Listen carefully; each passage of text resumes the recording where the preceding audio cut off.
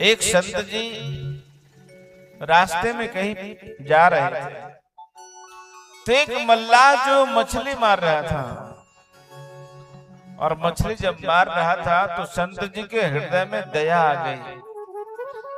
पता नहीं कितना मछली मारकर कितना जीव हत्या करके ये पाप कमाया होगा, और कितना पता नहीं बढ़ा लेगा। चलो हम थोड़ा सा ऐसा उपाय बता देते, कम से कम जितना कमाया सो कमाया, आगे कम से कम पाप नहीं बढ़े, इसका उपाय कर देते हैं।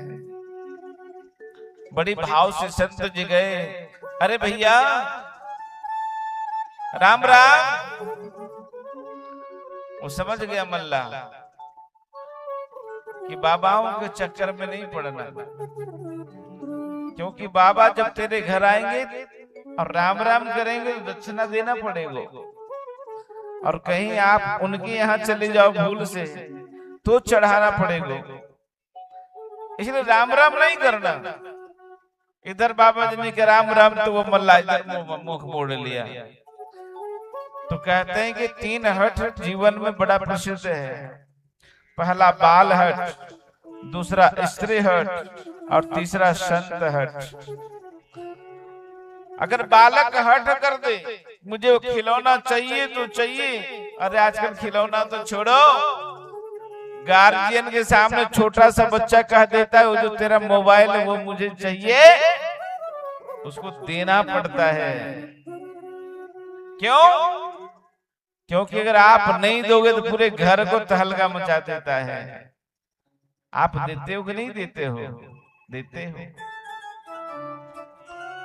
और आपको मालूम है जब आप उसको दे देते हो मोबाइल, तो मोबाइल में आप उसे ये नहीं बताते हो कि क्या देखना चाहिए, वो अपनी मर्जी का देखता है। और जिसका जीवन अभी से मनमर्जी चलने लग जाए, तो जितना भी पबजी खेलने वाले युवा और युवा से नीचे तबके का बच्चा, आज कम ही समय में उनका दिमागी हालात बहुत अच्छा नहीं हो रहा। इसलिए मैं तो कहूं, चाहे तुम बच्चों को मोबाइल से बचाना, और नहीं तो क्या देखना वो तुम तय करना कि बेटा ये वाला नहीं ये वाला। वो अगर चाहता है कि हम ये वाला कार्टून देखेंगे, बोला नहीं बेटा तुम लवकुश वाला कार्टून देखेगा, तू रामायण वाला कार्टून देखेगा, तू महाभारत वाला कार्टून देखेगा, तू अपने क्लास वाला जो टीचर समझाता उसको देखना, तेरा मंगल होगा। जिस दिन आप ये तय करने लग जाएंगे वो मोबाइल जरूर लेगा, लेकिन पूरा रामायण और महाभारत उसके दिमाग में 2 साल 3 साल होते होते बैठ जाएगा, और आपको जीवन में कभी नहीं भूलेगा। वो आदमी बन जाएगा, वही मोबाइल उसके लिए अच्छा का केंद्र बिंदु बन जाएगा। लेकिन आप छोड़ दोगे आप, तो पता नहीं उसकी मानसिक हालात बहुत अच्छा होगा कि नहीं होगा। इसलिए बाल हट। एक बार अकबर के सामने एक बालक ने हट करा। अकबर परेशान, बीरबल को बुलाया, बोले तू ही मना सकते हो। बोले क्या करना है? बोले ये कहता है बोले थैला लाओ, फिर कहता है 4 हाथी लाओ, फिर कहता है इसमें डाल दो। तो बीरबल ने कहा कोई बड़ी बात नहीं, मैं मना लूंगा। बोले बेटा तुझे क्या चाहिए? बोले बड़ा सा थैला, और फिर उसमें 4 हाथी लाओ और डालो। बोले ठीक है। बोले लाओ जी थैला लाओ और 4 हाथी का खिलौना लाओ। अब वो 4 खिलौना डल गए थैला में, बच्चा खुश हो गया। अकबर बोले वाह बीरबल, इसीलिए तेरी बुद्धि इतनी तेज है। स्त्री अगर हट कर दे, जयराम जी की बोलना पड़ेगा, स्त्री अगर हट कर दे, आजकल कभी कभी किसी कोई बोला करते हैं, बोले क्या बोला? बोलो मेरा तो लाइफ स्टाइल ही बदल गया। कब? जब विवाह नहीं किया तो लाइफ स्टाइल वाला था, लेकिन जब विवाह कर लिया तो लाइफ स्टाइल नहीं, ये तो वाइफ स्टाइल में बदल गया। वो जो कहती है वही करना पड़ता है। जयराम जी की बोलना पड़ेगी।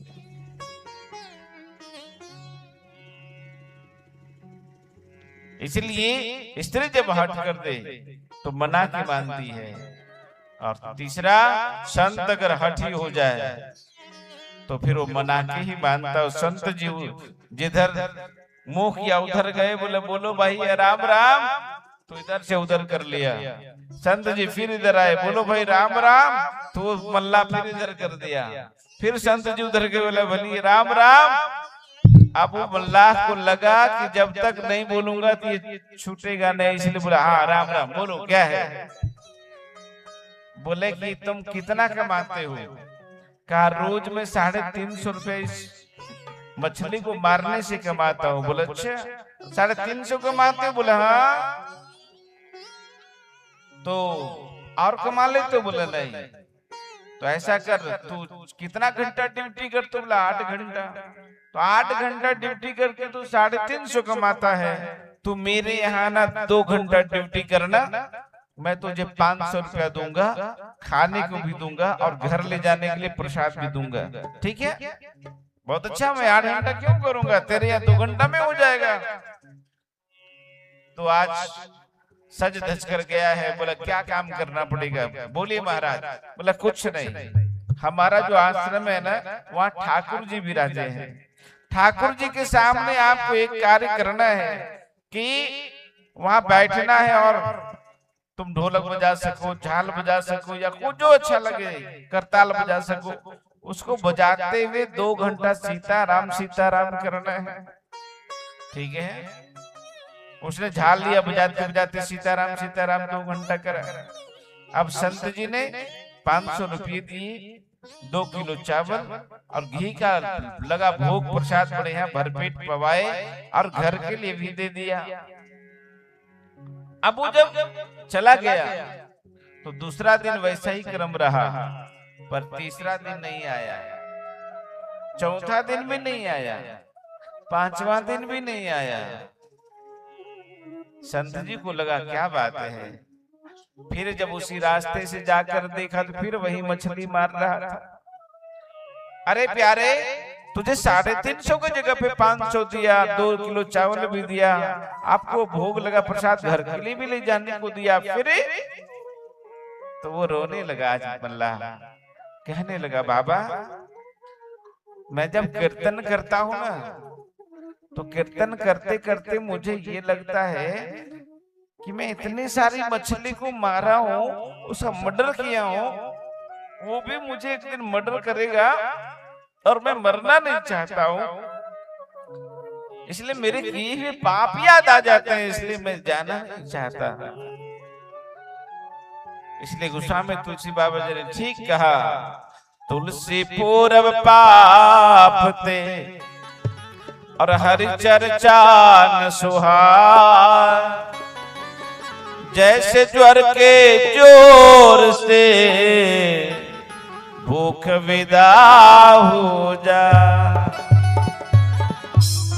पापी से पापी व्यक्ति इधर आ नहीं सकता, आ गया तो बैठ नहीं सकता, बैठ गया तो भगवान का नाम ले नहीं सकता, और भगवान का नाम ले लिया तो भगवान की नाम की मस्ती में डूब नहीं सकता। पर भगवान का नाम लेकर उसकी मस्ती में डूब लिया तो याद रखो उसके अंदर का पाप टिक नहीं सकता। जयराम जी की बोलना पड़ेगा। इसलिए आप जब आना कथा में तो सबको लेकर आना और उसमें डुबकी लगाना। इसलिए गोस्वामी तुलसी बाबा जी ने कहा, यही सर आवत बड़े कठिनाई, यही सर आवत बड़े कठिनाई, राम कृपा बिनु आई न जाए, राम कृपा बिनु आई न। तो भगवान की कृपा किस पर होती है? तो याद रखिए, जीवन में 2 चीज अगर मिल जाए तो आप मान लेना कि मेरे ऊपर भगवान की कृपा है। कैसे? मेरा धन बढ़ेगा, मेरा फिक्स डिपॉजिट बढ़ेगा, मेरी गाड़ी बढ़ जाए, व्यवस्थाएं बढ़ जाए, तो भगवान की कृपा। बोला नहीं नहीं नहीं नहीं, ये सब यहीं छूट जाने वाला है। और भगवान की कृपा जो है वो छूटता नहीं है, वो बढ़ता है। बोले क्या प्रमाण है? बोले पहला, बिनु सत्संग विवेक न होए, बिनु सत्संग विवेक न होए, राम कृपा बिनु सुलभ न सोई, राम कृपा बिनु सुलभ न सोई। इसलिए जब सत्संग मिले, सत्संग माना एक घड़ी, आधी घड़ी, आधी में पुण्य और तुलसी संगत साधु की हरे कोटि अपराध। एक घड़ी ना मिले तो कोई बात नहीं, आधी मिल जाए, आधी ना मिले तो कोई बात नहीं, आधी में पुण्य, तुलसी संगत साधु की हरे कोटि अपराध। और ये सत्संग कहाँ मिलेगा? यहाँ जो आयोजन हो रहा है यहाँ मिलेगा। और कहाँ मिलेगा? वो कहीं भी मिल सकता है, किसी चौक चौराहे चूल्हे में भी मिल सकता है। एक संत जी कथा कह रहे थे, एक छोटा सा बच्चा आकर प्यारा सा बड़े ध्यान से सुनता था। जब सुनता था तो संत जी बोले, बेटा तेरा उम्र छोटा है, तू क्यों आते हो? वो बालक ने कहा, बाबा मैं चूल्हे से सत्संग सीखा हूं। बोले चूल्हे से? बोला हाँ, मेरी माँ जब पतली पतली लकड़ी जलाती है तो जल्दी जल जाता है, और मोटा मोटा वाला वो जो बाद में जलता है, पता नहीं ये यमराज का दूध कब आकर छोटा छोटा बच्चा को उठा कर ले जाए। इसलिए ये मौत का कोई ठिकाना नहीं होता। क्यों? जीवन में ये कार्यक्रम करने का समय निश्चित हो सकता है, ड्यूटी करने का समय निश्चित हो सकता है, खाने पीने सोने का समय निश्चित हो सकता है। अभी महाराज जी आ रहे तो आने का समय निश्चित हो सकता है, लेकिन मौत कब आएगी इसका समय निश्चित नहीं है। इसीलिए मौत, इसलिए दो बातन को भूल मत, जो चाहे कल्याण, नारायण एक मौत को, दूजो श्रेय भगवान। मौत और नारायण को कभी नहीं भूलना चाहिए, क्योंकि मौत को याद रखेंगे तो कभी पाप नहीं होगा, और नारायण को याद रखेंगे तो भी पाप नहीं होगा। इसलिए दो बातन को भूल मत, जो चाहे कल्याण, नारायण एक मौत को, दूजो श्री भगवान। और ये यज्ञ आपको यही जगाने का काम करता है। इसलिए बिनु सत्संग विवेक न होई, मनुष्य विवेकशील प्राणी है, पशु विवेकशील प्राणी नहीं कहा गया, मनुष्य को कहा गया। पर विवेक कब जागृत होगा? बिनु सत्संग, जब सत्संग मिलेगा। तो सत्संग क्या है? सत्य जोड़ संग, जो सत्य का संग करेगा उसका नाम है सत्संग। और ये कब होगा, कब प्राप्त होगा? बिनु सत्संग विवेक न होई, और राम कृपा बिनु सुलभ न सोई। जब तक भगवान की कृपा न हो तब तक सुलभ नहीं होगा। 18 वर्षों के बाद इस धर्मपुर में यज्ञ हो रहा है, तो ये भगवान की बड़ी कृपा है। और यज्ञ जगदीश करते हैं, हम और आप तो निमित्त हो सकते हैं। इसलिए जब इतना सुंदर वातावरण तैयार हुआ है तो आप को कहना ना पड़ेगा, आप आओ। आप जब आओ तो इस महफिल को लगे कि नहीं आप आए हो। और श्रोता 3 प्रकार के होते हैं। कौन कौन? एक श्रोता, वेद की श्रुतियों के शब्द से श्रोता शब्द बना। श्रोता माना सुनना। आजकल सुनते कैसे आपको मालूम है क्या? विद्यालय में किसी बालक से पूछा, अच्छा बताओ भगवान ने 2 कान क्यों दिए थे? एक ने कहा सुनने के लिए, बोला नो सर, रॉन्ग आंसर है। क्यों? बोला अच्छी बात सुनने के लिए और गलत नहीं सुनने के लिए।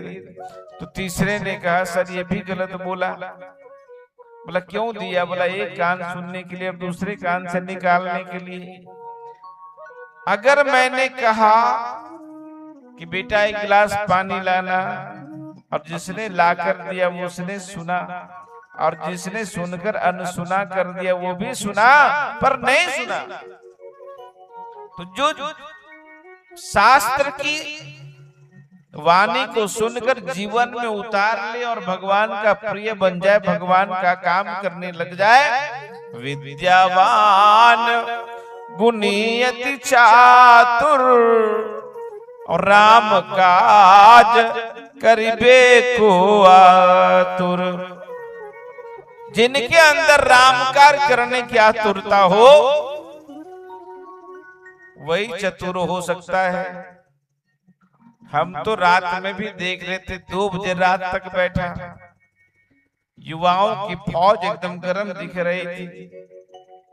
सुबह के बारे में भी सुना और कलश यात्रा में भी जोश खरोश के साथ दिखा, लेकिन अभी सब युवा गायब दिख रहे हैं। पता नहीं वो जोश कहाँ चला गया। जयराम जी की बोलना पड़ेगा, है ना? वो जोश कहाँ है रे बाबा? वो जोश यहाँ सुनने का था। हम कार्यक्रम को सफल बनाने के लिए बाहर से यहाँ आए। इतना दिन बाहर इसलिए थे, बाबा पेट का सवाल है, लेकिन आने के बाद भी घर में पेट ही अगर भर रहे हो तो फिर तेरा आने का क्या होगा? जयराम जी की बोलना पड़ेगा। इसलिए ये चिंतन का विषय है। अगर शक्ति बन जाए और सही जगह लग जाए तो जीवन के निर्माण से लेकर राष्ट्र निर्माण तैयार हो जाएगा। धर्मो रक्षति रक्षतः, धर्म की रक्षा अगर हम करेंगे तो धर्म हमारी रक्षा करेगा। और राष्ट्र निर्माण में युवाओं की महती भूमिका। तेरे मुट्ठियों में बंद है तूफान रे, तू अपने आप को पहचान रे। हनुमान जी के अंदर बहुत सारी शक्तियां भरी पड़ी है, लेकिन अपने आप को नहीं पहचानते। तो सीता जी का पता लगाने में वो सिर्फ राम राम जप करते हैं, लेकिन जामवंत जी को जब पता चला है, हनुमान जी महाराज आप वो नहीं हो जो आप अपने आप को देख रहे हो, आप वो हो। कौन? बोले जब भूख लगी थी तो सूर्य भगवान को फल समझकर भी निगल लिया था। कवन से काज कठिन जग माही, का चुप साधु रहो बलवाना। कौन सा ऐसा कारण है कि आप चुप हो? और हनुमान जी एक बार अगर जग गए तो लंका माचिस लेकर नहीं गए थे, और ये सोच कर नहीं गए थे मैं लंका जला कर आऊंगा, लेकिन परिस्थिति ऐसी तैयार हो गई कि रावण ने कहा, बोले तू तो राम के भक्त होकर चोरी करा। तो हनुमान जी जैसे तैसे नहीं है। कौन है वो? बोला हनुमान जी महाराज वो है अतुलित बल धामम हम सैलाभ देहम और धनुजवन कृशानम ज्ञान नाम अग्रगण्यम सकल गुण निधानम वानर नाम धीशम और रघुपति प्रिय भक्तम वात जातम नमामि। ज्ञानियों में अग्रगण्य है